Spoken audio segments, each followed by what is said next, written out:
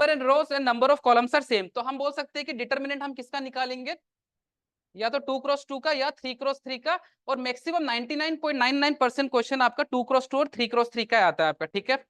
Now you are well aware of the fact कि 2x2 matrix और 3x3 matrix को हम कैसे सॉल्व करते हैं। तो अगर मैं आपको सिंपल सा एक एग्जांपल देता हूं, मुझे इसका बताना आंसर कितना होगा। कॉस थीटा, यहाँ पे आ गया -1, यहाँ पे 1, यहाँ पे आपका आ जाएगा, सपोज मैं आपको दे देता हूँ कुछ साइन स्क्वायर थीटा, ठीक है। इसका आंसर कितना आएगा, इसका आंसर कितना आ जाएगा, नहीं इसका आंसर 2 नहीं आएगा। देखो मल्टीप्लाई कैसे करते हैं, इस तरह से मल्टीप्लाई करेंगे तो ये हो जाएगा मेरे पास cos square theta sine square theta -1 into -1, तो there is already negative sine in front of it, so negative negative कितना हो जाएगा, पॉजिटिव। तो इसका आंसर आ जाएगा cos square theta sine square theta +1। This just a simple example I am giving you. So the most important part यहाँ पे आता है इसकी प्रॉपर्टीज आपका, ठीक है।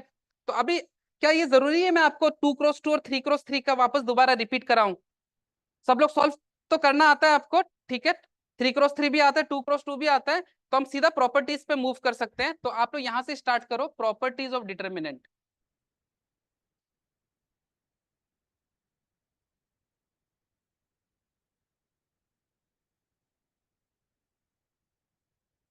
तो फटाफट मैं प्रॉपर्टी को भी फास्ट फॉरवर्ड करके आपको बता देता हूं। जो इंपॉर्टेंट इसमें सबसे इंपॉर्टेंट रोल प्ले करता है डिटर्मिनेंट के प्रॉपर्टी में, वो होता है ट्रांसफॉर्मेशंस। तो ट्रांसफॉर्मेशन से पहले भी कुछ एक दो छोटे मोटे प्रॉपर्टीज है, वो मैं आपको बता देता हूँ।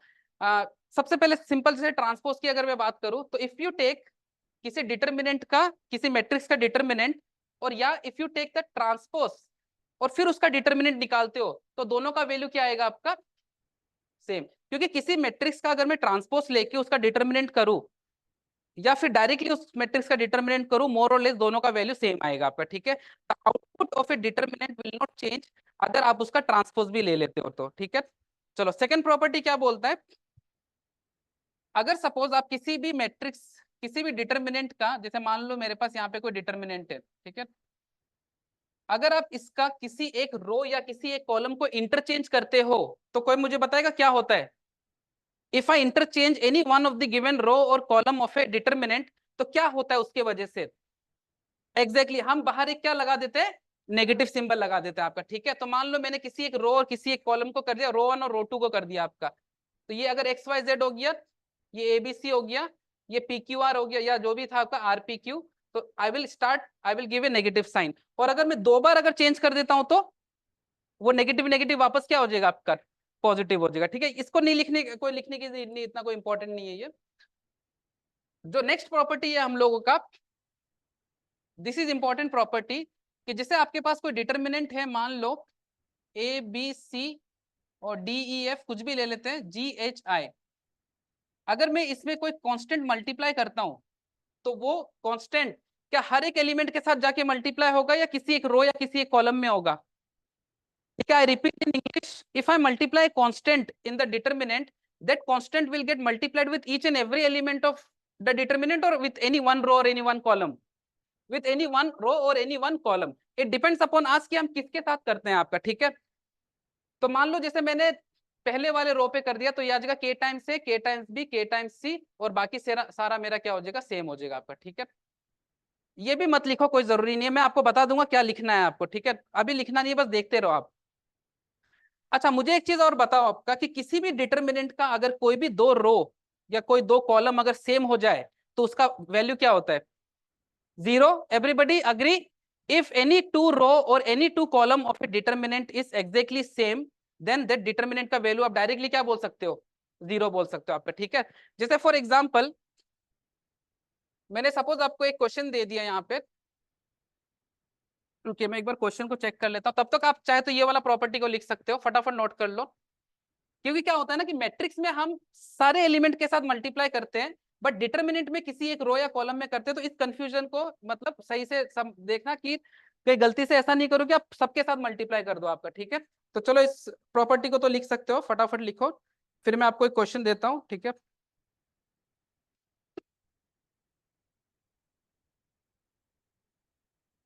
चलो, तो मुझे बताना, suppose if you have a determinant, यहाँ पे 102, उसके बाद है 18, 36, 1, 3 36 और उसके बाद है आपका 17 3 एंड 6। मुझे बताना जरा इसका आंसर कितना आएगा। Now property will come into picture now in determinant. If you are aware of all the properties, then it becomes quite convenient for you to solve the determinant।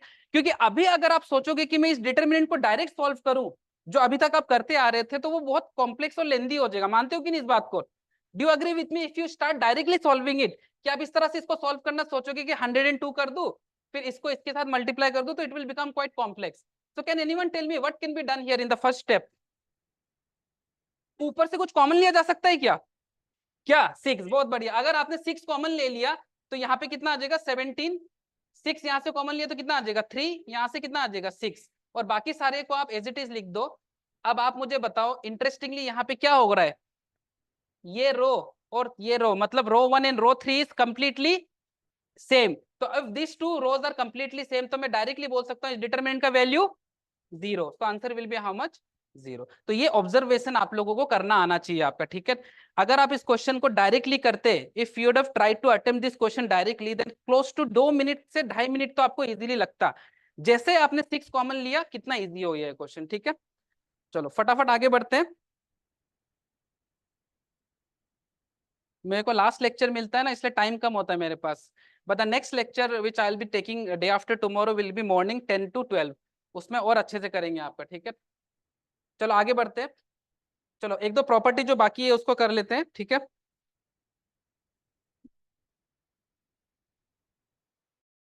अच्छा ये अच्छा एक और इंपॉर्टेंट प्रॉपर्टी, हाँ ये जरूर आप लोग लिख सकते हो कि जैसे कोई कांस्टेंट अगर मल्टीप्लाइड होता है किसी डिटर्मिनेंट में, तो वो कांस्टेंट अपने साथ बाहर आता है, बट वो अपने साथ कुछ लेके आता है। कोई बताएगा क्या?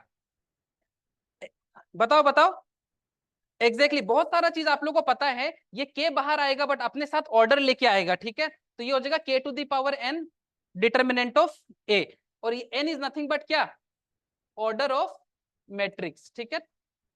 अगर मैं बोलूंगा कि 5 टाइम्स ऑफ डिटर्मिनेंट ए है, और जो मैट्रिक्स ए जिसका आप डिटर्मिनेंट निकाल लो वो 3x3 मैट्रिक्स है सपोज, तो 5 की पावर कितना आएगा?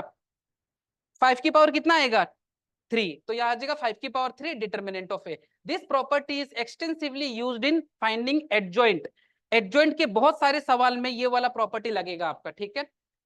Almost every other question of adjoint is associated with this property.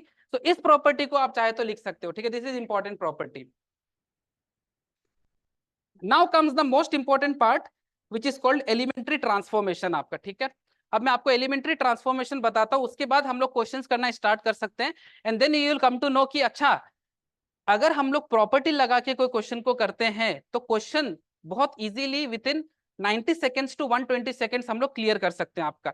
And again as I have told you earlier in the last lecture also कि फिलहाल टाइम को लेकर के इतना हम लोगों का इश्यू नहीं है, ठीक है। बट स्टिल थोड़ा सा तो टाइम मैनेजमेंट करके चलना, बट ट्राई करना क्वेश्चन को जितना हो सके सही से बनाने का आपका, ठीक है। So now coming to the next property, आप ऐसा लिख लो ट्रांसफॉर्मेशन ट्रांसफॉर्मेशन ट्रांसफॉर्मेशन रो और कॉलम, इसको हम एलिमेंट्री ट्रांसफॉर्मेशन भी बोलते हैं, ठीक है। अब मैं आपको ये एग्जांपल से समझाना चाहता हूं एक, जैसे सपोज मैं आपको एक एग्जांपल देता हूं यहाँ पे, ठीक है। मान लो मैंने आपको यहाँ पे दे दिया साइन स्क्वायर थीटा, यहाँ पे दे दिया 1, यहाँ पे मैंने आपको दे दिया tan स्क्वायर थीटा, यहाँ पे मैंने आपको दे दिया cos स्क्वायर थीटा, यहाँ -1 दे दिया, और यहाँ पे मैंने दे दिया माइनस का sec स्क्वायर थीटा, और यहाँ पे कुछ दे दिया 1 2 और -1, ठीक है। जरा बताना इसका आंसर कितना आएगा। आंसर मत बताओ, चलो मुझे बताओ हम क्या करेंगे इसमें। इज इट फीजिबल या इज इट एक्चुअली करेक्ट कि अगर हम इसको डायरेक्टली स्टार्ट कर दे सॉल्व करना, तो क्या बहुत टाइम नहीं लग जाएगा करने में? क्योंकि जो नेक्स्ट सवाल है आप देखो यहाँ पे, ये जो क्वेश्चन आपका आया हुआ है आईआईटी, अच्छा ये पता नहीं मेरा हट कैसे गया, ये 2021 में आया था ये क्वेश्चन, ठीक है। ये सवाल अगर जो मैं आपको बता रहा हूं ये अगर आप समझ गए, तो आने वाले जो 3-4 सवाल है बहुत आप इजीली कर पाओगे आपका, ठीक है। नाउ व्हाट ट्रांसफॉर्मेशन मींस कि you can add one row with some other row, you can add one row with all the other 3 rows, आपके ऊपर डिपेंड करता है एज पर रिक्वायरमेंट, ठीक है।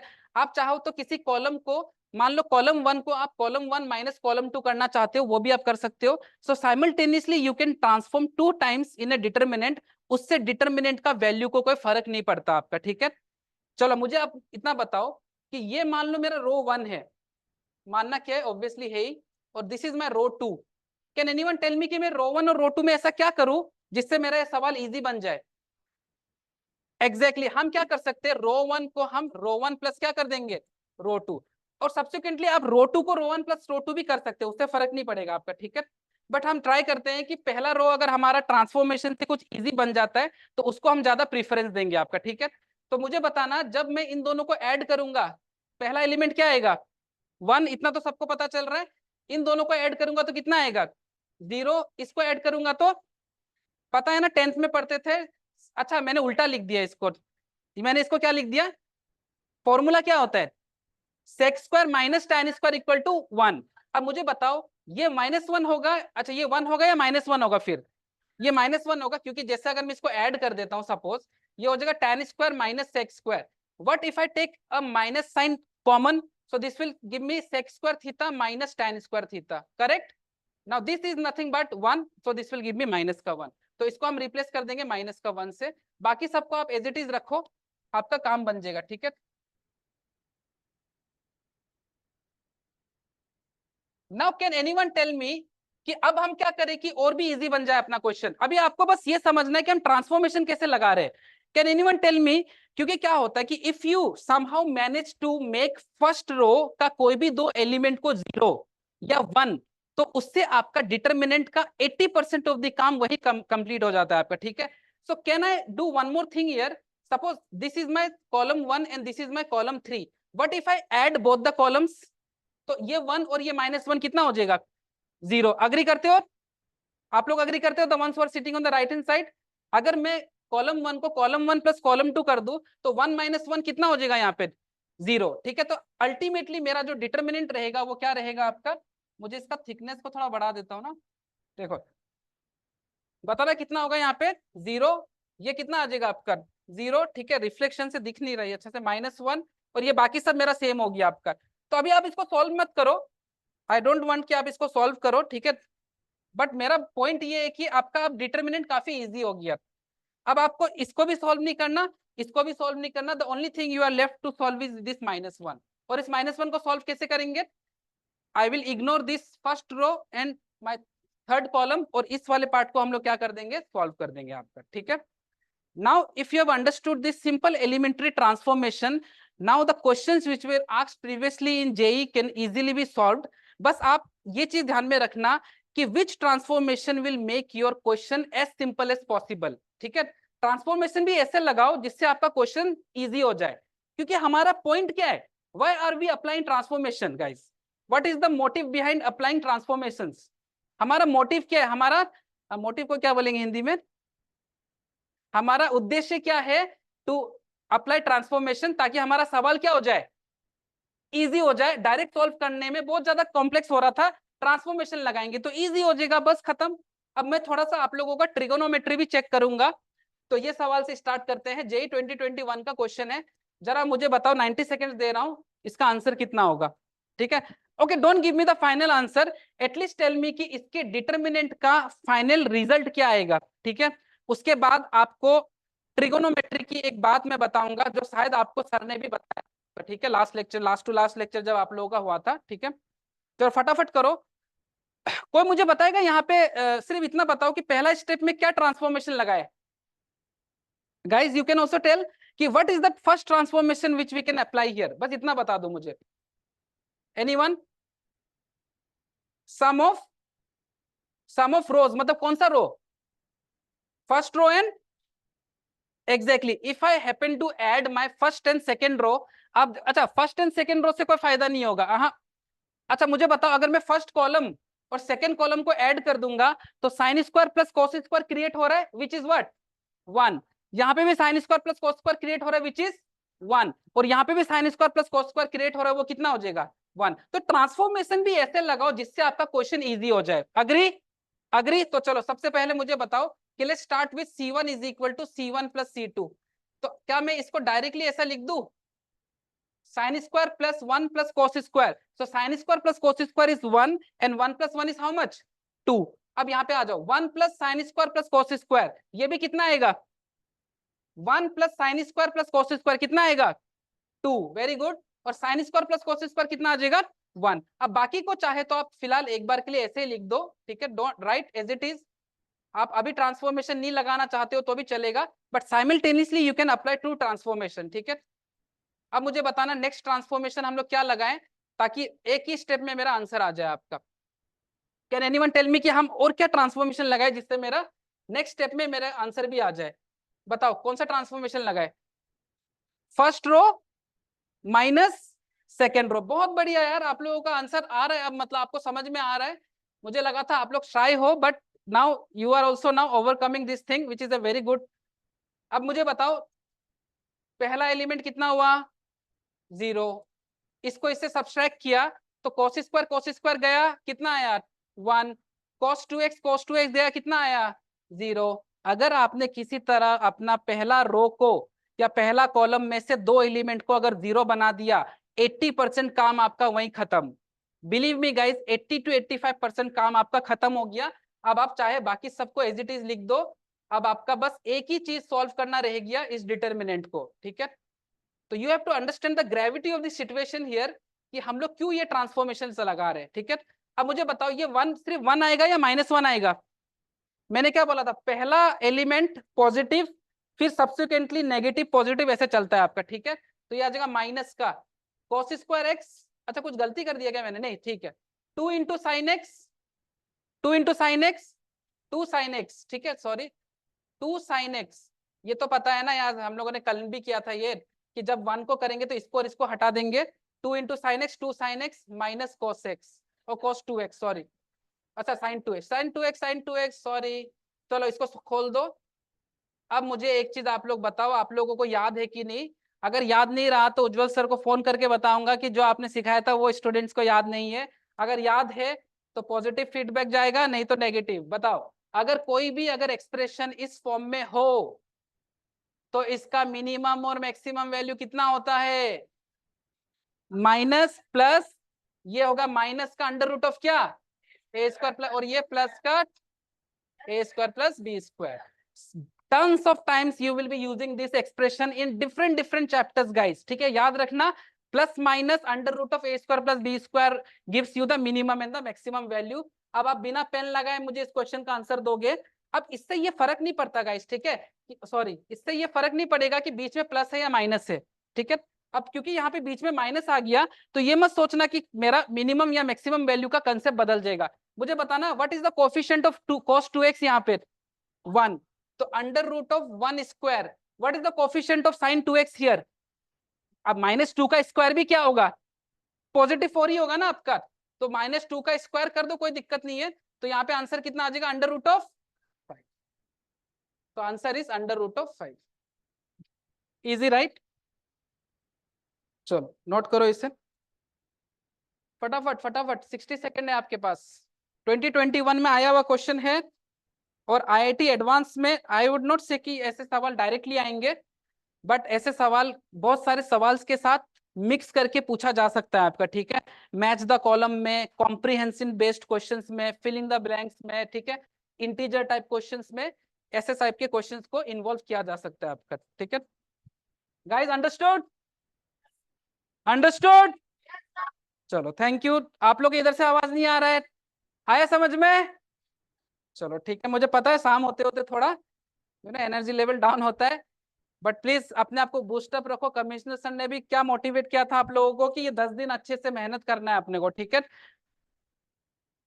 चलो अब देखो सेम टू सेम ऐसा सवाल. अच्छा ये सवाल देख सकते हो कि एक महाराष्ट्र का एग्जाम होता है, क्योंकि देखो मेरा मेन मोटिव क्या है कि अगर आप क्वेश्चंस करते हो ना अलग अलग एग्जाम्स के, तो उससे आपको आइडिया लगता है कि किस टाइप के क्वेश्चन आते हैं. क्योंकि जब हम क्वेश्चन ही नहीं करेंगे, जैसे लास्ट लेक्चर में बताया था कि आप फिर अप्लाई करना कैसे सीखोगे चीजों को. मैं आपको मान लो एलिमेंट्री ट्रांसफॉर्मेशन बता दिया, मैंने आपको 4-5 चीजें बता दी कि ये हम ट्रांसफॉर्म कर सकते हैं. अगर आप उसको क्वेश्चन में अप्लाई नहीं करके देखोगे, then how will you come to know कि ट्रांसफॉर्मेशन लगाना कैसे है, राइट. तो चलो मुझे बताओ, चलो ये सवाल तो आपने कॉम्प्लेक्स नंबर पढ़ा था 11th में. कॉम्प्लेक्स नंबर पढ़ा था? नहीं पढ़ा है, उसने मना कर रहे हैं आपका, नहीं पढ़ा कॉम्प्लेक्स नंबर, पढ़ा होगा 11th में, ठीक है। तो कुछ नहीं होता है, कभी भी आपको ये वाला दिख जाए ना, कभी भी ये वाला रूट दिख जाए आपको, तो इसको डिनोट करते हैं हम W से, ठीक है। फिर इसका जो स्क्वायर होगा वो होता है W स्क्वायर, और जब इन तीनों का सम करते हैं 1 के साथ तो उसका आंसर हमेशा कितना आता है? 0। अब मुझे बताइए, अगर मैं रो 1 को रो 1 प्लस रो 2 प्लस रो 3 कर दूं, तो 1 पहला रो में क्या आ जाएगा? पहला एलिमेंट कितना आ जाएगा? 1 प्लस ओमेगा स्क्वायर, ये भी कितना हो जाएगा? 1 प्लस ओमेगा स्क्वायर, ये भी कितना हो जाएगा? 1 प्लस ओमेगा स्क्वायर, जिसका वैल्यू कितना होता है? 0। पहला एलिमेंट भी 0, ये भी 0, ये भी 0। अगर किसी भी डिटरमिनेंट का कोई भी रो अगर तीनों 0 हो गया तो अल्टीमेटली उस डिटरमिनेंट का वैल्यू क्या होगा? 0। तो इसका आंसर कितना आ जाएगा? अच्छा ऑप्शंस नहीं है तो आंसर आ जाएगा 0, ठीक है। अभी मत लिखो चाहे तो, क्योंकि anyways this PDF will be shared with you guys, okay. Okay, let's do this question. Same सवाल, सेम फॉर्मेट ऑफ क्वेश्चन अभी आप लोगों ने किया था। I am expecting answer from you, even if you are not able to give me the last final answer, तब भी आप मुझे बताओ कि इसके डिटरमिनेंट का वैल्यू कितना आ रहा है आपका, ठीक है। तो ये थोड़ा सा करेक्शन कर लेना, ये एक्चुअली है 0 से लेकर के पाई तक, ठीक है। अब फिर से ट्रिगोनोमेट्री आ गया, अब मुझे देखूंगा मैं आप लोगों को ट्रिगोनोमेट्री कितना आ रहा है, ठीक है। चलो बताओ फटाफट, क्या ट्रांसफॉर्मेशन लगाया जाए? ट्रांसफॉर्मेशन लगाना सीख लो गाइस, आप समझो कि डिटरमिनेंट का 50% काम आपका हो गया, क्योंकि नेक्स्ट 50% सिर्फ आपको क्रेमर्स रूल के बारे में पढ़ना है, जिसमें आप लीनियर इक्वेशन इन 3 वेरिएबल को सॉल्व करना सीखते हो आपका, ठीक है। तो बताओ क्या ट्रांसफॉर्मेशन लगाए इसमें, क्या लगता है आपको? बताओ बताओ बताओ। R1 is equal to R1 plus R2। तो अब हम चीजों को थोड़ा शॉर्ट करेंगे, ठीक है। I will try not to write everything, अगर हर चीज लिखेंगे तो ज्यादा टाइम लगेगा।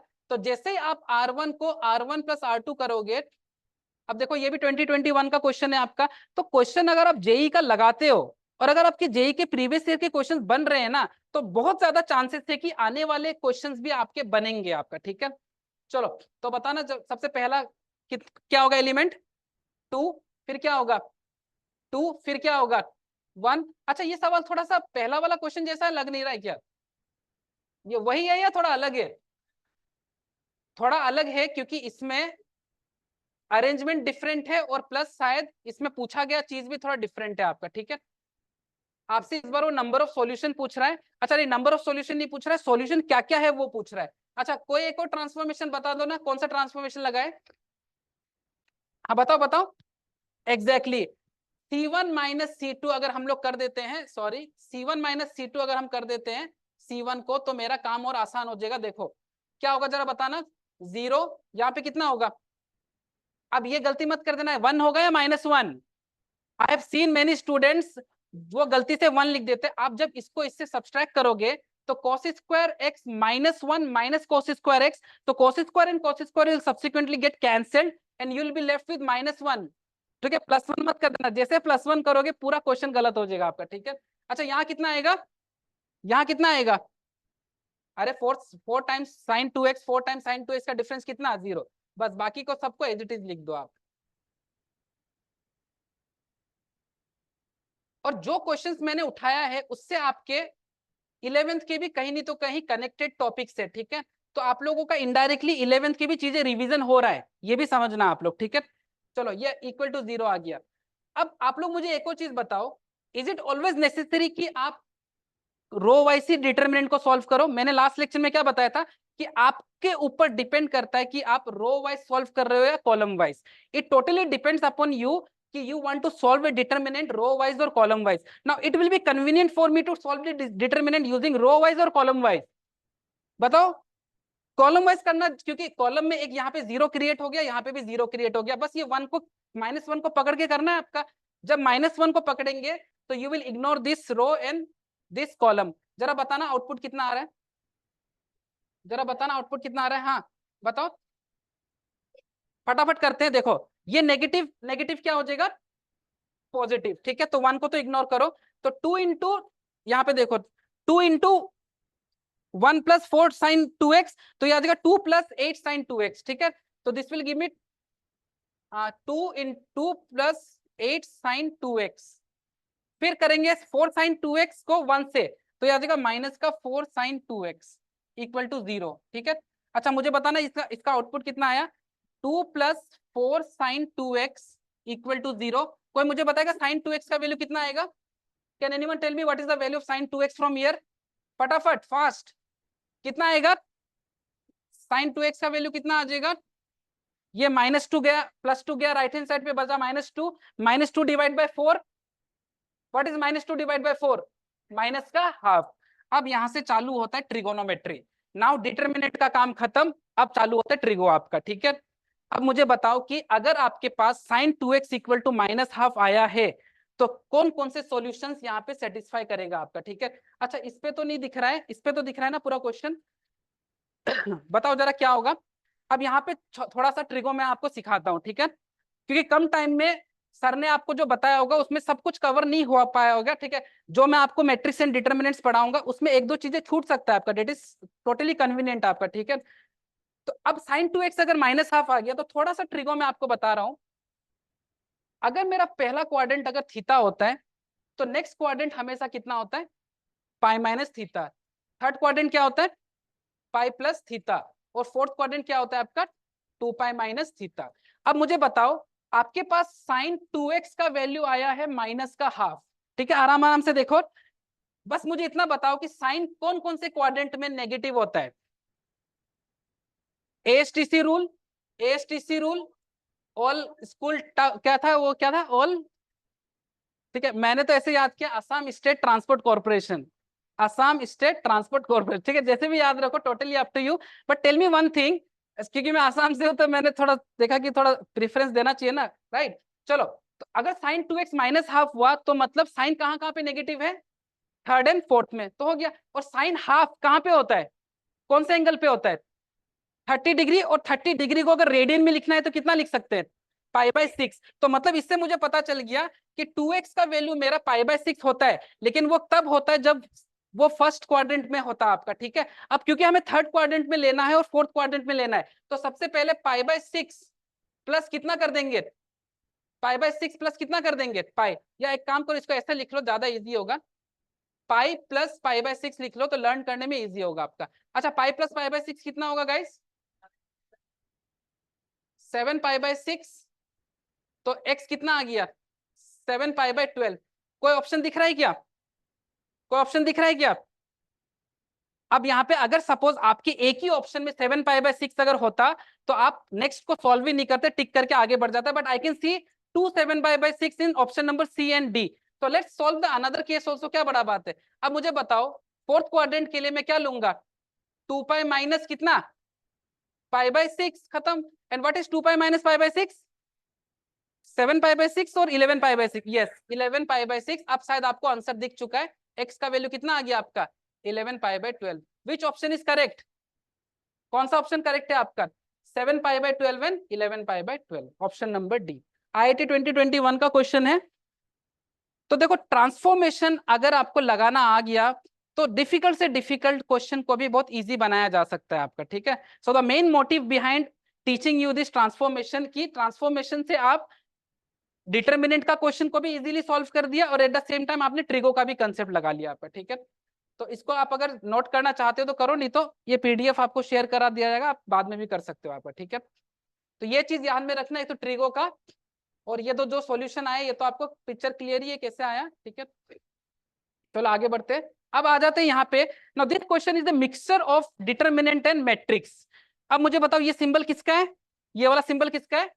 मैंने बोला कि कई बार मैट्रिक्स का सिंबल आपका स्क्वायर ब्रैकेट के अलावा पैरेंथेसिस से भी दिया जाता है। So here it is given that matrix A is 0 sine alpha 0 अच्छा, ये किसका सिंबल है? डीईटी।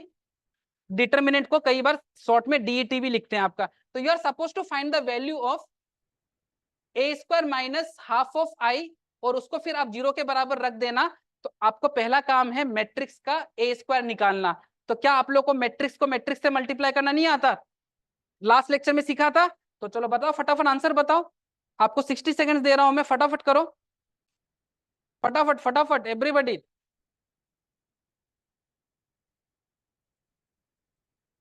क्योंकि जब तक अप्लाई करना नहीं सीखोगे तब तक एग्जाम में भी आप फिर उसको नहीं कर पाओगे आपका, ठीक है। अच्छा ये कलर इतना अच्छे से नहीं दिख रहा है ना, let me change the colour.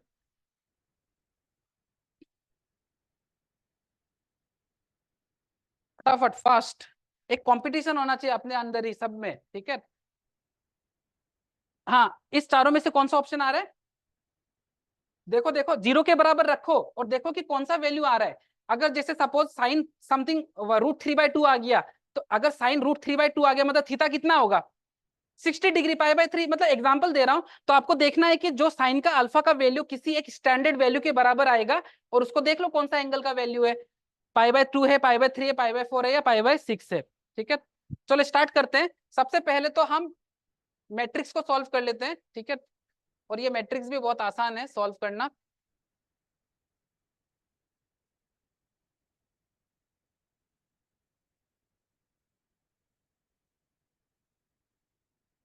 अच्छा आप लोग मुझे थोड़ा हेल्प करोगे, मुझे बताओगे इसका आंसर क्या है इस मैट्रिक्स का, मुझे मन नहीं कर रहा सॉल्व करने का।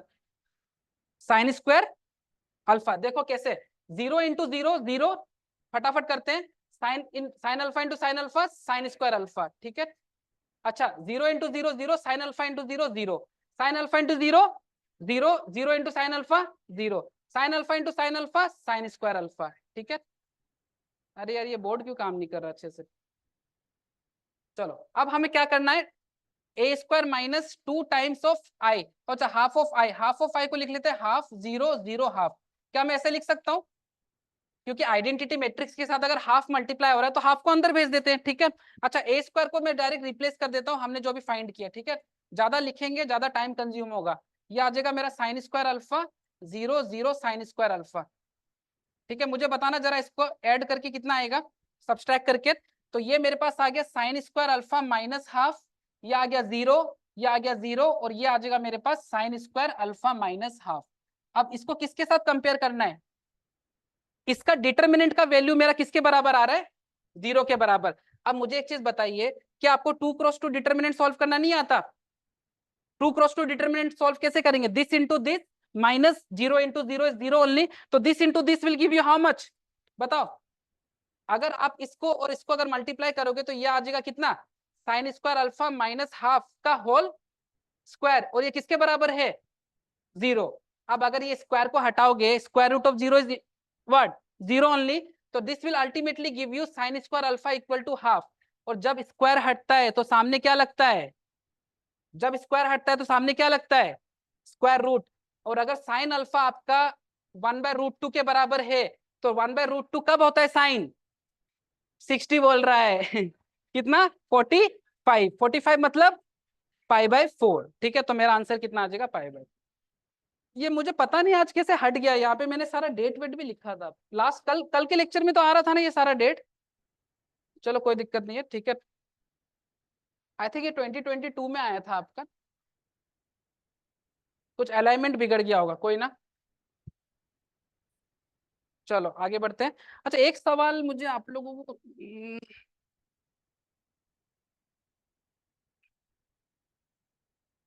ना, ये आ गया आपका एडवांस 2020 का क्वेश्चन, बट ये सवाल 2 लाइन का क्वेश्चन है बस, अगर आपने ये समझ लिया कि इसमें करना क्या है। अच्छा सवाल है एडवांस 2020 का क्वेश्चन, क्योंकि एडवांस का क्वेश्चन अगर यहाँ पे कर पाओगे तभी तो एडवांस का क्वेश्चन एडवांस में कर पाओगे, राइट। तो जरा देखो क्वेश्चन दिखने में खतरनाक है, बट इतना खतरनाक है नहीं जितना दिख रहा है आपका, ठीक है।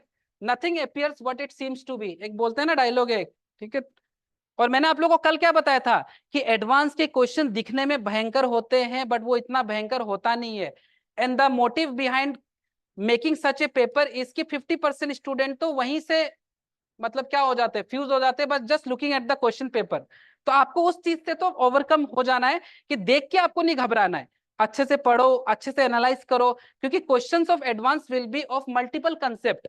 आप देख सकते हो यहाँ डिटर्मिनेंट का भी कंसेप्ट लग रहा है, और कौन सा चैप्टर का कंसेप्ट लग रहा है, देख के कौन सा चैप्टर लग रहा है, ट्रिगोनोमेट्री आपका। So you have to be very thorough with trigonometry आपका, ठीक है। अब मुझे एक चीज बताओ यहाँ पे, अगर आप इस क्वेश्चन को समझ लिए कि हमें इस क्वेश्चन में क्या करना है, तो ये सवाल 3 स्टेप में आपका आंसर आ जाएगा, ठीक है। बट इस सवाल को समझने के लिए हमें क्या करना पड़ेगा, हमें कुछ चीजों का हेल्प लेना पड़ेगा, ठीक है। आप लोग मुझे बताओ आप लोग चार बहुत इंपॉर्टेंट फॉर्मूला पढ़ते हो ट्रिगोनोमेट्री में, जिसको हम बोलते हैं सम टू प्रोडक्ट फॉर्मूला। तो कोई मुझे बताएगा sine C plus sine D क्या होता है? कोई मुझे बताएगा sine C minus sine D क्या होता है? Cos C plus cos D क्या होता है? और cos C minus cos D क्या होता है? आप बताइए मुझे। या I am asking you, what is the formula for sine C plus sine D?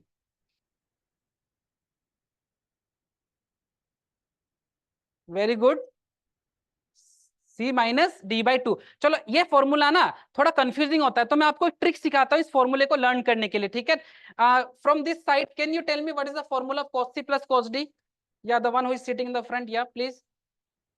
अगर नहीं आता है तो भी कोई दिक्कत नहीं है, no one is here to जज यू कि आपको नहीं आ रहा है या आ रहा है। जो भी पता है बताइए। Very good, cos c minus D by to, ठीक है, बहुत बढ़िया। तो ये चारों फॉर्मूला सबको याद है? अगर आपको ये चारों फॉर्मूला याद है तो मुझे ट्रिक भी बताने की नीड नहीं है, ठीक है?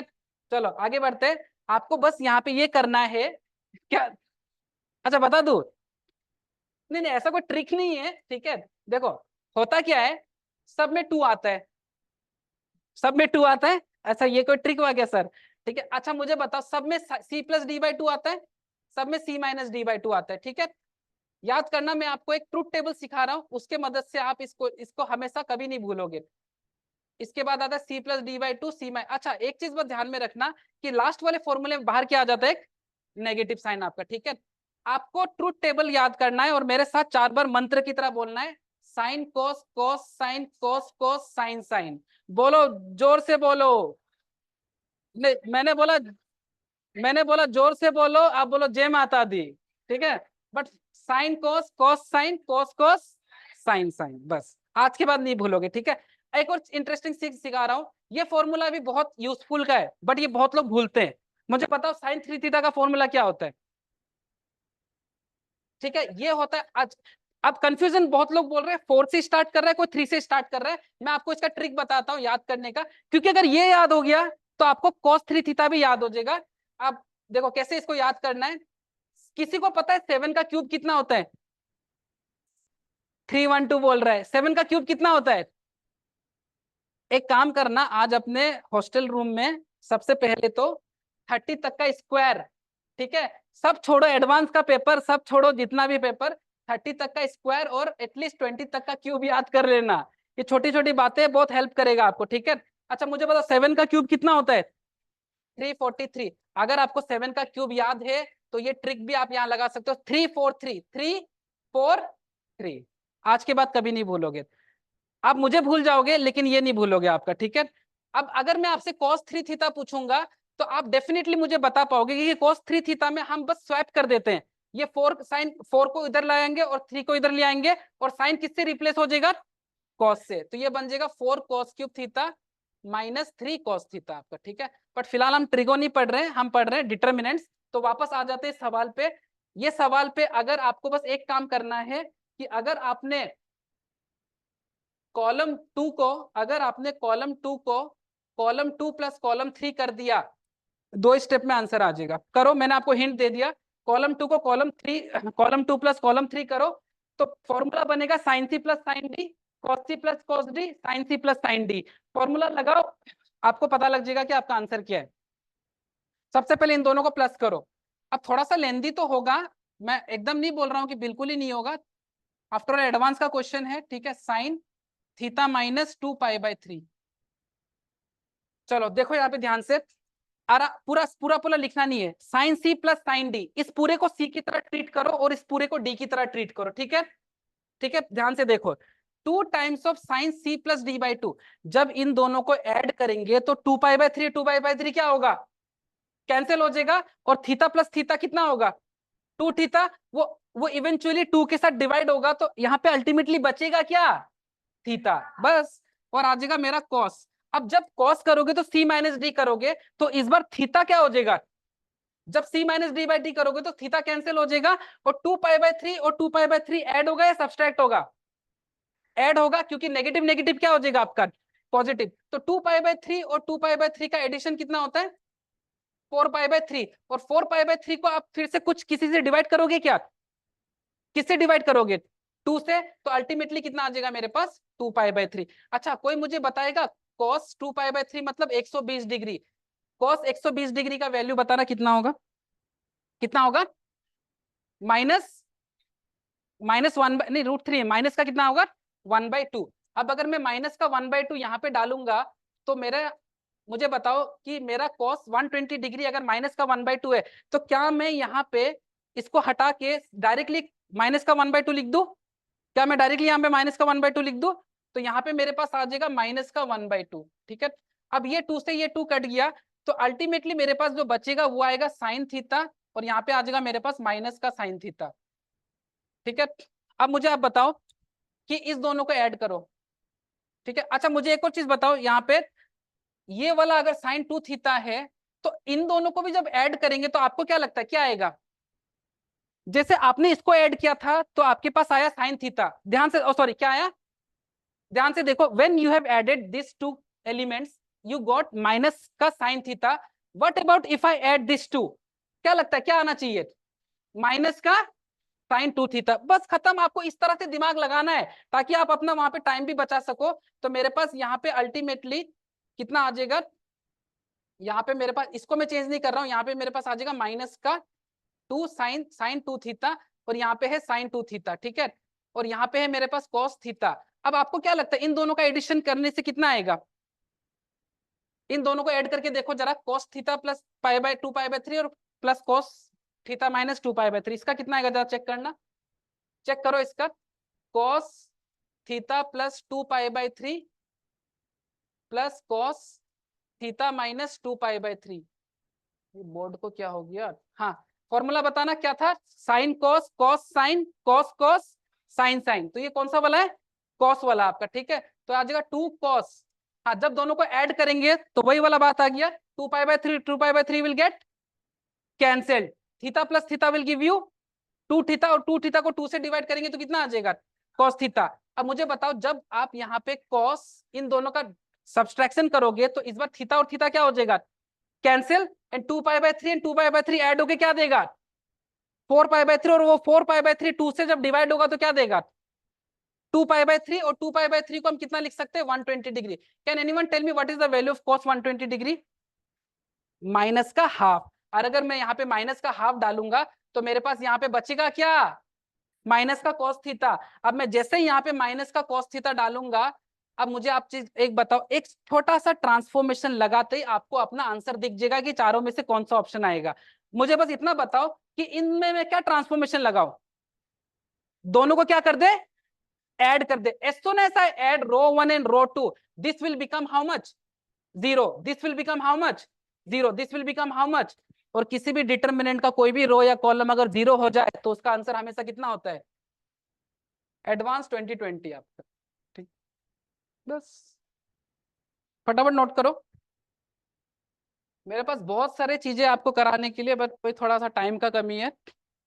इधर रुक जाऊं क्या आज? नहीं, आई ऑल्सो हैव फैमिली, जाना पड़ता है। ठीक है, चलो आगे बढ़े। तो देखो, आई वुड नॉट से कि जो सवाल मैं आपको करा रहा हूं वो इजी नहीं है, बट हम सिर्फ इजी इजी चीज करके भी अपना टारगेट अचीव नहीं कर सकते, ये फैक्ट है, इस चीज को आप एक्सेप्ट कर लो आपका। ठीक है, मैं आपको इजी इजी चीज करा के इंप्रेस करने नहीं आया वहां पे। द रियलिटी इज कि जब तक आप थोड़े से अच्छे लेवल के क्वेश्चंस नहीं करोगे, एंड दैट टू जो पहले साल आ चुके हैं वो सब क्वेश्चन नहीं करोगे, then how will you get the idea कि सवाल कैसे बनते हैं आपका। ठीक है, तो my main motive here is to show you the real picture. ठीक है, तो आगे बढ़े, आगे बढ़े, बढ़े, चलो ऐसा थोड़ा एनर्जी वनर्जी दिखाओ यार, बढ़िया लगता है। हाँ, उसके बाद चलो नेक्स्ट क्वेश्चन देखते हैं क्या है। हाँ, अब आ जाता है आपका क्रेमर्स रूल के ऊपर। ठीक है, तो मैं फटाफट आपको क्रेमर्स रूल बता देता हूँ क्या होता है। जैसे आप लोगों ने 10th स्टैंडर्ड में लीनियर इक्वेशन इन 2 वेरिएबल्स पढ़ा है सॉल्व करने का, कल हमने शायद एक क्वेश्चन भी किया था ट्रेस का, कैसे सॉल्व करते हैं linear equation in 2 variable? Substitution method लगाते हैं, एलिमिनेशन मेथड लगाते हैं। वैसे अगर हाँ क्रॉस मल्टीप्लीकेशन भी यूज करते हैं, बट क्रॉस मल्टीप्लीकेशन का इतना नीड होता नहीं है। वैसे ही अब 3 वेरिएबल को सॉल्व करने के लिए हम डिटर्मिनेंट का मदद लेंगे। ठीक है, तो यहाँ पे आप सबहेडिंग डाल सकते हो, solving solving linear equation in 3 variables, और ब्रैकेट में लिख लेना बाय क्रेमर्स रूल। क्रेमर बाबा ने काफी बढ़िया एक रूल बताया है, उसके बाद आप सवालों को बहुत इजीली कर सकते हो, ठीक है। सबसे पहले लिखो a1x plus b1y plus c1z is equal to d1। ये आप नोट कर लो, ये इंपॉर्टेंट है। दो हमारे पास टाइम कम है, but I am trying to make it as productive as possible for you guys, ठीक है। तो यहाँ पे आप लिखो कि जो इसका डी होगा, कैन एनीवन टेल मी इसका डी क्या होगा? इसका डी होगा the coefficient of x Y and Z. तो ये आ जाएगा a1 b1 c1, ये आ जाएगा a2 b2 c2, ये आ जाएगा आपका a3 b3 c3, ठीक है। Can anyone tell me what is d1? बताओ। देखो जब हम d1 निकालते हैं तो जो पहला वाला मेरा रो है, सॉरी रो नहीं, पहला वाला कॉलम, वो किससे रिप्लेस हो जाएगा? ये जो राइट हैंड साइड में बैठा d1 d2 d3 से, ठीक है। तो ये आ जाएगा d1 d2 d3, बाकी सारा मेरा सेम, बाकी सबको एज इट इज लिख दो। अब आपसे अगर मैं पूछूं कि मुझे बताओ कि मेरा d2 क्या होगा, तो आप बोल दोगे सर d2 के लिए आप सेकंड कॉलम को रिप्लेस कर दो d1 d2 d3 से, और बाकी सारा सेम। तो बाकी मेरा a1 same, a2 same, a3 same, मेरे पास c1 c2 और c3 सेम। अब मेरा जो d1 होगा, और सॉरी मेरा d2 होगा, वो d2 में जो मेरा सेकंड कॉलम है वो किससे रिप्लेस हो जाएगा? वो जो बैठा राइट हैंड साइड में किससे? d1 d2 और d3 से, ठीक है। ये कोई कांस्टेंट वैल्यू होगा, और बाकी अभी सवाल करेंगे, then you will have a better understanding. अब अगर मैं आपसे पूछूं कि d3 क्या होगा, तो आप इजीली मुझे बता सकते हो कि d3 क्या आएगा आपका। क्या लगता है d3 क्या आएगा आपके हिसाब से? एक काम करते हैं, यहाँ जगह कम है, मैं थोड़ा सा नीचे लिखता हूँ आपको, ठीक है। हाँ मुझे बताना d3 के लिए किस कॉलम को रिप्लेस करेंगे? थर्ड वाले कॉलम को रिप्लेस कर देंगे किससे? d1 d2 और d3 से। तो यहाँ आ जाएगा a1 b1, यहाँ आ जाएगा d1 a2 b2 d2 a3 b3 d3। अब ये जो आप कर रहे हो, इसमें आप एक्स वाई जेड का वैल्यू निकालने के लिए क्या करते हो, यहाँ पे लिख लो। एक्स निकालने के लिए आप करते हो डी बाई d1, वाई निकालने के लिए आप करते हो डी बाई d2, और जेड निकालने के लिए आप करते हो डी बाई d3। अब ये जो एक्स वाई जेड का वैल्यू निकालने का जो कंसेप्ट है, अच्छा मैंने उल्टा लिख दिया, हाँ हाँ मैंने उल्टा लिख दिया, इसको कर देना, उल्टा लिख दिया मैंने, सॉरी। इसको लिख लेना आप d1 by D, d2 by D और d3 बाई डी। अब एक्स वाई जेड का वैल्यू निकालने का क्वेश्चन आपसे आईआईटी में नहीं पूछा जाएगा, ठीक है। एक्स वाई जेड का वैल्यू निकालने का क्वेश्चन आपसे बोर्ड एग्जाम में पूछा जाता था, ठीक है। तो if you were happen to ask the value of x y z in these three equation, then you could have found the value of x y z by simply dividing d1 by d to get x, d2 by d to get y and d3 by d to get z। But x y z का value निकालने का question becomes a very easy question. तो IIT में इतना easy question नहीं आएगा कि आपसे एक्स वाई जेड का वैल्यू पूछ लिया। तो सवाल क्रेमर्स रूल के ऊपर कैसे बनता है, आपको ऐसे तीन इक्वेशन दे दिया जाएगा और बोलेगा कि अगर इस इक्वेशन के सॉल्यूशंस इनफाइनाइट है तो किसी अननोन का वैल्यू पूछ लेंगे। मतलब जैसे आपको a1 की जगह लैम्डा दे दिया, c2 की जगह कुछ म्यू दे दिया, और बताया म्यू और लैम्डा का वैल्यू क्या होगा। तो उसके लिए थोड़ा सा हमें और फर्दर इस चीज को डिस्कस करना पड़ेगा। तो लिखिए आगे, कैन वी मूव अहेड, आगे बढ़ सकते हैं ना? चलो ठीक है, नेक्स्ट लिखो। क्रेमर्स बाबा ने क्या बोला था कि अगर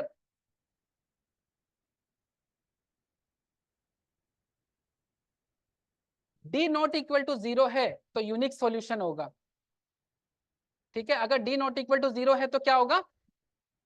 d मतलब सिंपली आप क्या करोगे, डिटर्मिनेंट फाइंड करोगे। और अगर डिटर्मिनेंट अगर यूनिक आ गया, मतलब जीरो नहीं आया, तो आप सीधा बोल दोगे कि सॉल्यूशन आएगा, यूनिक सॉल्यूशन आएगा आपका, ठीक है। ऑन द अदर हैंड अगर d 0 हो गया तो इसके दो केसेस है कि अगर d1 d2 और d3 में से कोई भी एक नॉन जीरो हुआ तो नो सॉल्यूशन होगा, और अगर तीनों जीरो के बराबर हो गया तो मेरा इनफाइनाइटली मेनी सॉल्यूशन आएगा।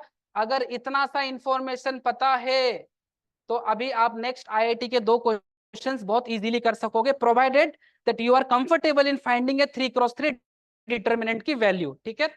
So please write this. Cramer's rule says if d is not equal to 0, you will get a unique solution. On the other hand, if d is 0, you will have two different cases. If D1 D2 D3 में से कोई भी एक अगर non zero हुआ तो no solution होगा, और अगर तीनों जीरो के बराबर हो गया तो इनफाइनेटली मेनी सॉल्यूशंस होगा आपका। ठीक है, हाँ बताइए बताइए ऑप्शन में। अगर D1 equal to D2 equal to D3 equal to अगर जीरो होगा हाँ तो वो भी ऑप्शन में नहीं जाएगा, नो सॉल्यूशन भी हो सकता है कि इनफाइनाइट मेनी सॉल्यूशन हो सकता है। हाँ, अगर देखो सपोज मतलब आपने डी निकाला, डी जीरो आ गया, तो मतलब डी जीरो आने का मतलब या तो नो सॉल्यूशन होगा या इनफाइनेटली मेनी सॉल्यूशन होगा। अगर आपने D1 D2 D3 तीनों निकाला और उसमें से एक कोई नॉन जीरो आ गया तो नो सॉल्यूशन होगा, और तीनों अगर जीरो है तो इनफाइनेटली मेनी सॉल्यूशन होगा। बट हो सकता है, अभी वो क्वेश्चन से देखते हैं आपका। ठीक है, अभी आपको पता लग जाएगा, डोंट वरी। ठीक है, इतना सा कंसेप्ट क्लियर हुआ। अब आपको अगर मैं ऐसा एक सवाल दे देता हूं, देखो ये IIT 2025 का सवाल है, ऑल्दो ये मेंस का सवाल है, बट ऐसे का ऐसा क्वेश्चन आपको एडवांस में भी दिख सकता है। ठीक है, क्वेश्चन क्या बोल रहा है, क्वेश्चन क्या बोल रहा है कि अगर इस लीनियर इक्वेशन इन 3 वेरिएबल में इनफाइनेटली मेनी सॉल्यूशन है तो आप बताओ lambda square plus mu square का वैल्यू। अब आप मुझे बताओ इसमें हम क्या करेंगे, आपको चारों फाइंड नहीं करना। आप ये मत सोचो कि सर मुझे डी भी फाइंड करना पड़ेगा, क्या D1 भी फाइंड करना पड़ेगा, D2 भी फाइंड करने का, D3 नहीं। आपको बस दो डिटर्मिनेंट सॉल्व करना है, आपका आंसर आ जाएगा। कितने अननोन से क्वेश्चन में, how many unknowns are there, 2 unknown से, कौन कौन सा, लैम्डा और म्यू। आपको लैम्डा और म्यू निकालना है। तो मुझे एक चीज बताओ, सबसे पहले अगर मैं यहाँ पे अच्छा मैं डी निकालने में कन्वीनियंट रहेगा या D1 या D2 या D3। देखो ध्यान से देखो, अगर मैं सपोज इसका डी निकालता हूं तो डी में मेरे पास लैम्डा भी अननोन और म्यू भी unknown, so I will have an equation where in both unknowns will be there. तो दो, अगर एक ही इक्वेशन में दो अननोन है तो उसको हम अवॉइड करने का ट्राई करेंगे। तो बेटर है कि आप D1 फाइंड कर लो, या तो आप D2 फाइंड कर लो या D3 फाइंड कर लो। ठीक है, मान लो मैंने D2 फाइंड किया, कोई मुझे बताएगा D2 वाला डिटर्मिनेंट कैसा दिखेगा, मुझे बता पहला कॉलम में क्या एलिमेंट आएगा, पहले कॉलम में कौन सा एलिमेंट आएगा बताइए, बताओ कौन कौन सा एलिमेंट आएगा, 2 3 एंड 4। मुझे बताओ सेकंड कॉलम में कौन सा एलिमेंट आएगा, बहुत बढ़िया, 5 7 एंड 9, बहुत बढ़िया। और मेरे पास थर्ड कॉलम में कौन सा एलिमेंट आएगा, 3 -1 एंड म्यू। ठीक है, इसको जीरो के बराबर करो और आपका वैल्यू आ जाएगा म्यू का। यहाँ पे कोई ट्रांसफॉर्मेशन लगाने की नीड नहीं है, बिकॉज वैल्यूज काफी सिंपल है। तो जरा सॉल्व करके बताओ म्यू कितना आ रहा है फटाफट, 30 सेकेंड से आपके पास, म्यू सॉल्व करके बताना कितना आ रहा है।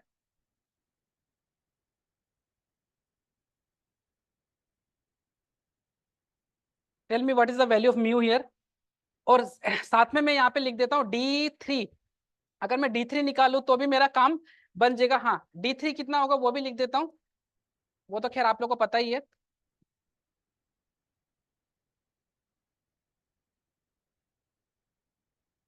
मुझे बताओ जो मैंने D3 लिखा है वो सही है या कुछ गलत है, चेक करना जरा। द द D3 का जो मैंने एलिमेंट्स लिखा है वो सही है या गलत है, चेक करके बताओ। सही है, सही है। अब देखो आप लोग समझ पा रहे हो कि मैंने डी क्यों नहीं निकाला इसमें, क्योंकि अगर मैं डी निकालता तो मेरे पास एक ही बार में साइमल्टेनियसली एक इक्वेशन में दो अननोन्स हो जाते।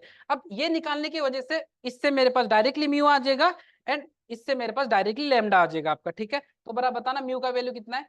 अब देखो डिटर्मिनेंट सॉल्व करना आपको आना पड़ेगा। ठीक है, फटाफट फटाफट, टाइम नहीं है। What is the value of mu here, बताओ। माइनस -4, म्यू का वैल्यू आ रहा है इनका -4। Anyone else is getting the same value, -5। अच्छा अलग अलग वैल्यू आ रहे हैं, चलो देखते हैं। सॉल्व करना ही पड़ेगा, मतलब मेहनत करवाओगे। चलो देखते हैं, ये आ जाएगा 2, ये आ जाएगा 7 म्यू +9 -5, ये आ जाएगा कितना 3 म्यू, और ये आ जाएगा प्लस का 4, यहाँ पे आ जाएगा प्लस का 3, ये आ जाएगा 9 3 27 ना, और 27 -28 कितना होता है, 27 -28 माइनस का 1 इक्वल टू 0।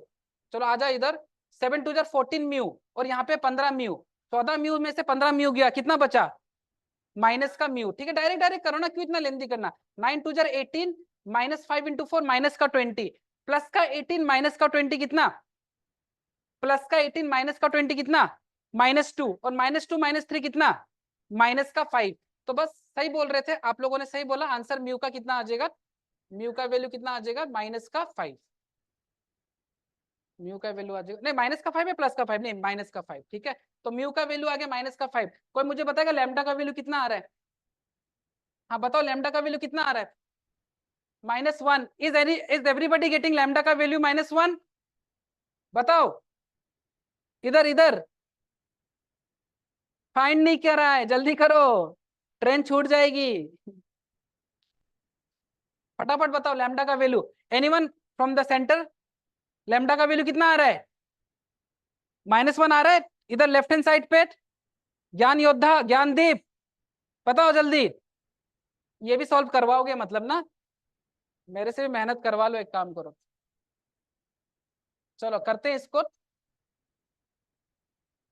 हाँ 2 टाइम्स ये कितना हो जाएगा, इसको छोड़ो, 18, 18 में से 35 गया, 18 में से 35 गया कितना बचा? 18 में से 35 गया कितना बचा? 18 में से 35 गया कितना बचा? 12, 12, 5, 17, तो ये कितना आ जाएगा -17, ठीक है ना। ये आ जाएगा माइनस का लैम्डा, ये आ गया मेरा 27, 27 में से 28 गया तो ये बचा -1, और ये आ गया मेरा +5। यहाँ से मेरे पास आ जाएगा 15, 15 में से 8 गया, बचा कितना? 7, = 0। माइनस का 34, 34 मतलब 34, माइनस का 34 प्लस का 35 कितना? +1, तो ये आ गया मेरा लैम्डा +1 = 0। इसका मतलब लैम्डा का वैल्यू कितना आ गया? माइनस। अगर लैम्डा का वैल्यू -1 आ गया, पुट कर दो यहाँ पे, आंसर कितना आ गया? कितना? 26, बिकॉज इफ लैम्डा इज -1 तो उसका स्क्वायर +1 हो जाएगा, इफ म्यू इज -5 उसका स्क्वायर प्लस का 25, तो सब्सिक्वेंटली आंसर कितना आ जाएगा? 26। बस जे 2025 का क्वेश्चन आप इतना इजीली सॉल्व कर पा रहे हो, उससे बढ़िया क्या हो सकता है। चलो एक और सवाल देता हूं मैं आप लोगों को, और आपके पास 90 सेकेंड से इसको सॉल्व करने का, ठीक है। IIT JEE 2025 सवाल करो इसको फटाफट, ठीक है। दिख नहीं रहा है साइड का, चलो मैं आपको बता देता हूं क्या है। पहला इक्वेशन है 3x + y + βz = 3। Second equation है 2x + α y - z = -3। यहां तक तो दिख रहा है ना। ये लास्ट वाला इक्वेशन को मैं लिख देता हूं, ये है x + 2y + z = 4। अगर इनफाइनेटली मेनी सॉल्यूशन है तो आपको 22 times beta minus line alpha का वैल्यू बताना है। तो वापस वही d1 d2 d3 में से कोई दो निकालो, और उससे आपको इवेंचुअली बीटा और अल्फा का वैल्यू पता चल जाएगा। उसको गिवन फाइनल एक्सप्रेशन में पुट करो, मुझे आंसर बताओ कितना आएगा फटाफट, ठीक है। पहला equation is 3x + y + βz = 3।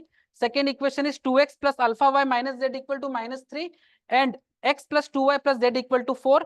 You are supposed to find the value of 22 beta - 9 alpha provided that the solutions is infinite, ठीक है। So you have 120 seconds, फटाफट करो, अपने अंदर ही कंपटीशन लाओ, ठीक है, फास्ट। डिटरमिनेंट सॉल्व करना, मैट्रिक्स को मैट्रिक्स से मल्टीप्लाई करना, ये बेसिक चीज है आपका, ठीक है। उसके बिना आप आगे बढ़ ही नहीं सकते।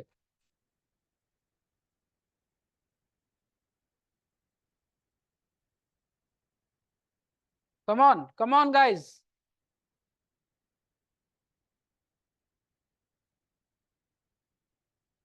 फटाफट। अगर कुछ आंसर आता है तो please feel free to share your answer, ठीक है। डजेंट मैटर इज करेक्ट और रॉन्ग, ठीक है। The first and foremost duty of yours is to express your answer. No one is here to जज you based on what answer you are giving, ठीक है। The first and foremost thing is to try. जब तक आप कोई चीज try नहीं करोगे तब तक आप सीखोगे नहीं, ठीक है।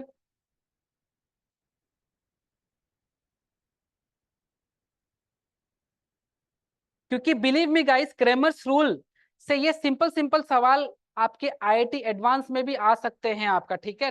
डायरेक्ट नहीं तो मैच द कॉलम में डाल सकता है, कॉम्प्रिहेंशन बेस्ड में डाल सकता है आपका। क्योंकि आप अगर पार्शियल नंबर भी लेके आते हो तो एक एक नंबर जुड़ के ही तो आपका ओवरऑल मार्क्स बना जाएगा, राइट।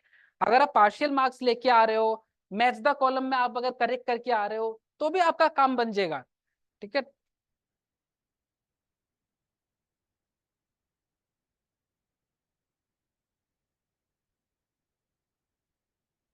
चलो मैं आपको बता देता हूँ क्या करना है। पता भी लग गया होगा।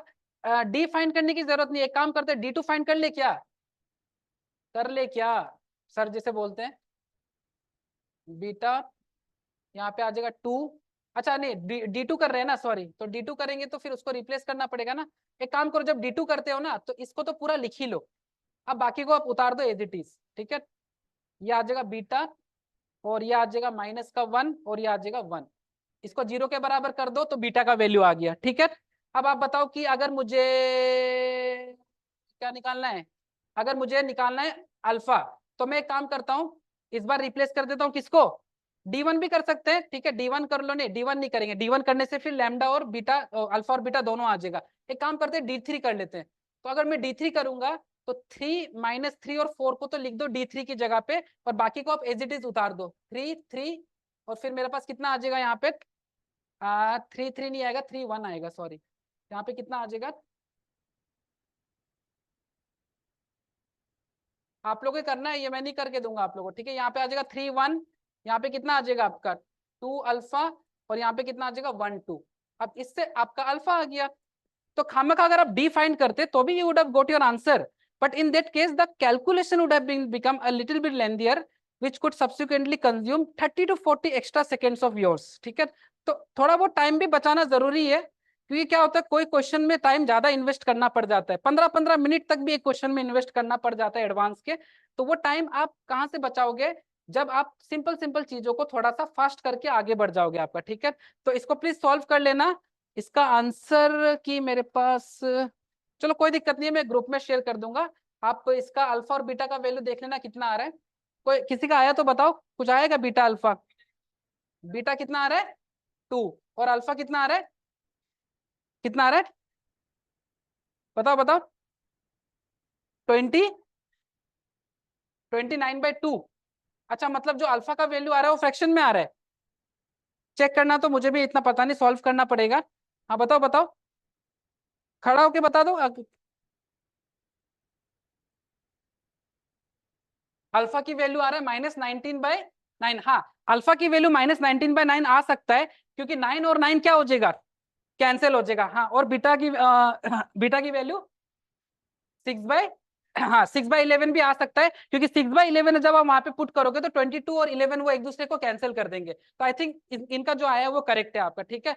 चेक करके देख लेना, आपको इसका कंसेप्ट और प्रोसेस पता चल गया तो हम लोग आगे बढ़ सकते हैं आपका, ठीक है। तो ये आपका डिटरमिनेंट मैंने आपका, मतलब मोटा मोटा मैंने आपको सिर्फ 6:30 बज गए, मेरा क्लास 5:30 बजे स्टार्ट हुआ था, 1 घंटे में मैंने आपको, मतलब 1 घंटे में तो इंसान डिटरमिनेंट का सिर्फ कोफैक्टर और माइनस निकालना सिखाते हैं, मैं आपको पूरा डिटरमिनेंट समेट के उतार दिया आपके दिमाग में। अब आपका काम है कि इन चीजों को थोड़ा आगे लेके चलो, प्रैक्टिस करो, थोड़ा सा आप मतलब क्या अडेप्ट करो इन चीजों को सॉल्व करने में आपका, कि कैसे डिटरमिनेंट को फटाफट सॉल्व करते हैं, मैट्रिक्स को कैसे मैट्रिक्स से मल्टीप्लाई करते हैं, ठीक है। तो आगे बढ़े,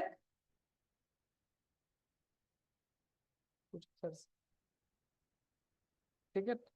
तो guys we are allowed to stay here till 6:30, तो आगे देख सकते हो आप लोग, काफी जेई एडवांस का सवाल है, ठीक है। फटाफट इसको 2 मिनट में आपको बता देता हूँ, फिर आप खुद इसको घर पे ट्राई करना, घर पे मतलब अपने, ठीक है, रूम पे ट्राई करना इसको। अब आप देखोगे कि कैसे हम एडवांस के क्वेश्चंस भी कर सकते हैं easily based on what we have learned now, क्योंकि एडवांस का सवाल है तो इतना डायरेक्ट स्ट्रेट फॉरवर्ड तो नहीं होगा कि 3 इक्वेशन दे दिया और बोल दिया इनफाइनेटली मेनी सॉल्यूशन है, बताओ लैम्डा और अल्फा की वैल्यू क्या होगी, इतना आसान नहीं देगा, बट ये क्वेश्चन भी डुएबल है, ठीक है। उसने आपको बोला है कि 3 लीनियर इक्वेशन है जिसका सॉल्यूशन इनफाइनाइट है, तो आप बोलोगे सर इक्वेशन ही नहीं है, इक्वेशन तो दो, तो इक्वेशन क्रिएट नहीं कर सकते, ये कितना, ये कौन सा ऑर्डर का मैट्रिक्स है, 3x3, ये कितने ऑर्डर का मैट्रिक्स है, तो अगर 3x3 मैट्रिक्स का, अरे ये क्या हो गया, अगर 3x3 मैट्रिक्स का अगर 3x1 से अगर मल्टीप्लीकेशन करेंगे तो ऑर्डर क्या आएगा 3x1, तो जरा इस मैट्रिक्स को फटाफट करो तो मल्टीप्लाई, तो 1 into x x, alpha into Y alpha y, alpha square into Z alpha square z, ठीक है। अब आ जाओ इस पे, अल्फा इंटू एक्स, मेरे साथ साथ बोलो, alpha Y into 1 into Y Y, alpha into Z alpha Z, आ जाओ इधर, alpha square into X alpha square X, alpha into Y alpha Y, plus Y into Z Z, इसका value है इसके बराबर। अच्छा, इसको भी लिखने की जरूरत नहीं है, डायरेक्टली बोल दो ना कि ये किसके बराबर 1, ये किसके बराबर -1, ये किसके बराबर 1। आ गया ना 3 इक्वेशन, आ गया कि नहीं 3 इक्वेशन? अग्री कर रहे हो मेरे बात से? अब अगर आपके पास 3 इक्वेशन है और अगर सॉल्यूशन इनफाइनाइट है और एक ही अननोन है, अननोन कौन है इसमें? Who is the unknown here? Alpha. तो अल्फा निकालने के लिए आप बस डी निकाल लो, आपका काम खत्म। आप बस डी निकाल लो और उसको 0 के बराबर रख दो, आपका काम खत्म। मुझे कोई बताएगा डी कितना होगा? बताओ। 1 alpha, alpha square, alpha 1 alpha, ये कितना? Alpha square alpha 1। इसको 0 के बराबर रखो। क्या ये सिंपल सा 3x3 डिटरमिनेंट सॉल्व नहीं कर पाओगे? अरे एडवांस का सवाल बना लिया आपने 2017 का, जस्ट इतना सिंपल कंसेप्ट से। तो मैं आपको बस इतना सिखाना चाह रहा हूं कि अगर आप यहाँ पे सवाल बना सक रहे हो या एटलीस्ट आप अटेम्प्ट कर पा रहे हो तो डेफिनेटली आप एग्जाम में भी कर पाओगे, प्रोवाइडेड कि आपको डिटरमिनेंट सॉल्व करना आता है। कल को आप मुझे बोल दो कि सर मैं तो डिटरमिनेंट ही सॉल्व नहीं कर पाता हूं, तो फिर तो मुश्किल है आपका। ठीक है, the real picture is this. तो can you solve this for me guys? Take it as an homework, try करो और मुझे बताना कि अल्फा का वैल्यू क्या आया, और उसको फिर यहाँ पे पुट करके देखना कि अल्टीमेट आंसर कितना आया, क्योंकि ये क्वेश्चन इंटीजर टाइप क्वेश्चन था। You were not given option. हाँ बताओ बताओ, किसी का आंसर भी आ गया, बहुत बढ़िया। बताओ बताओ कि अल्फा की वैल्यू कितनी आई? अच्छा, अब यहाँ पे एक इंटरेस्टिंग बात आ रहा है कि अल्फा का वैल्यू 1 भी आएगा और अल्फा का वैल्यू -1 भी आएगा, लेकिन इसमें से एक वैल्यू एक्सेप्टेबल नहीं है। अब देखो एडवांस का सवाल है तो थोड़ा ट्रिकी तो होगा। अगर आप मुझे बताओ, मान लो आपने लास्ट ठीक है, I will just take 2 minutes of your time. अगर आपने अल्फा का वैल्यू यहाँ पे 1 डाला, जरा बताना कितना होगा ये? x प्लस कितना होगा? y plus z equal to कितना? 1। अच्छा, अगर आपने अल्फा का वैल्यू यहाँ पे 1 डाला तो ये हो जाएगा x plus y plus z equal to -1। ये तो गलत बात नहीं हुआ? एक बार तो आप बोल रहे हो कि x plus y plus z का सम 1 है, और एट द सेम टाइम आप बोल रहे हो x plus y plus z का सम -1 भी है। तो एट द सेम टाइम क्या अलग अलग वैल्यू हो सकता है कि x plus y plus z का वैल्यू? तो इसलिए अल्फा इक्वल टू 1 को कर देंगे इग्नोर, और अल्फा इक्वल टू -1 को कर लेंगे एक्सेप्ट। और जैसे आप अल्फा इक्वल टू -1 को यहाँ डालोगे तो 1 - 1 कितना हुआ? ये तो मेरा कट के कितना हो जाएगा? 0, और -1 का स्क्वायर 1। तो आंसर कितना आ गया? नमस्ते, टेक केयर, बाय बाय। ठीक है, मिलते हैं नेक्स्ट लेक्चर में। Thank you, bye bye, thank you.